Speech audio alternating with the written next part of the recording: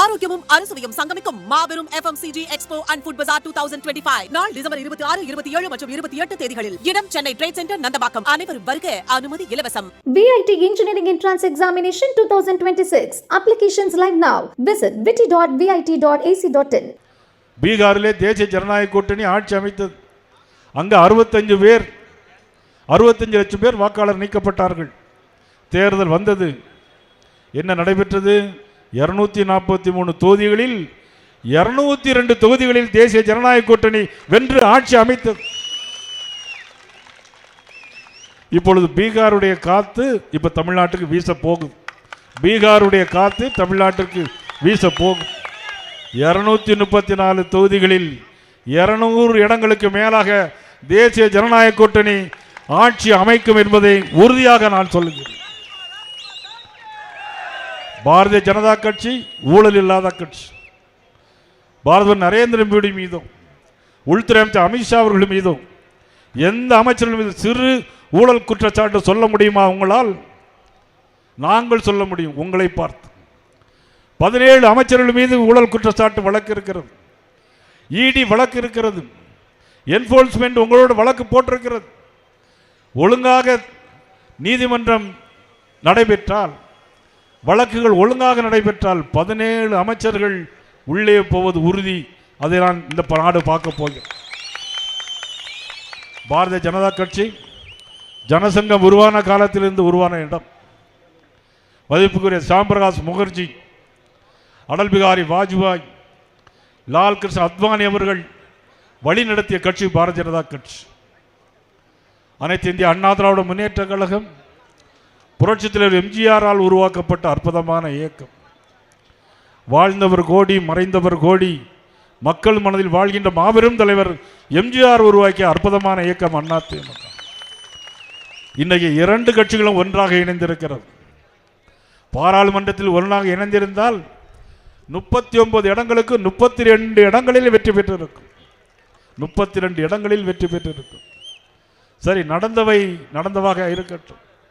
நடக்க போவது நல்லதாக இருக்க வேண்டும் என்பதற்காகத்தான் இந்த நிகழ்வு. இந்த தேசிய தமிழகம் தலைநிமிர தமிழனின் பயணம். திமுக ஆட்சிக்கு வந்த பிறகு பல முறை உச்ச நீதிமன்றத்தில் போயிருக்கிறார்கள்.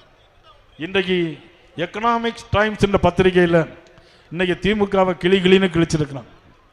எக்கனாமிக் டைம்ஸ் பத்திரிகையில் எதுக்கெடுத்தாலும் உச்ச நீதி போன்றது.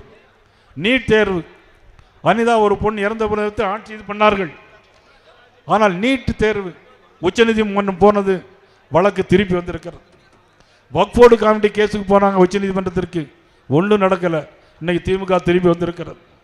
இந்திய குடியுரிமை சட்டம், இதனால் இஸ்லாமியர்களுக்கு பெரும் பாதிப்பு என்று சொன்னார்கள். குடியுரிமை சட்டம் என்று இத்தனை ஆண்டுகள் ஆகியும் ஒரு இஸ்லாமியர்களுக்கு கூட பாதிப்பு இல்லாத கட்சி, ஆண்ட கட்சி பாரதிய ஜனதா கட்சி என்பதை நான் இந்த நேரத்திலே தெரிவித்துக் கொள்கிறேன். நீங்கள் இன்றைக்கு போலி மதச்சார்மையை கடைபிடிக்கிறீர்கள்.